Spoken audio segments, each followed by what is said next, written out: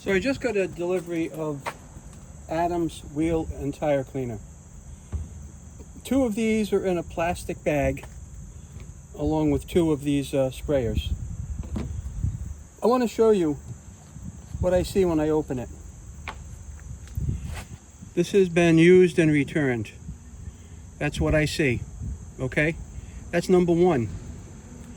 The second thing is, check this out. Obviously doesn't belong with this.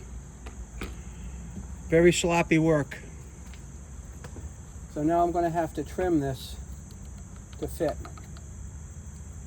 That's all I can do. I'll trim it down a little bit to fit.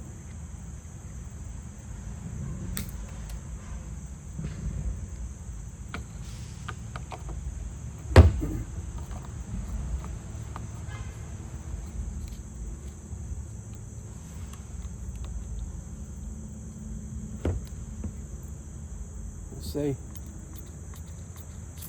Okay, that'll work, but that's the sloppiness sometimes that you get ordering off Amazon.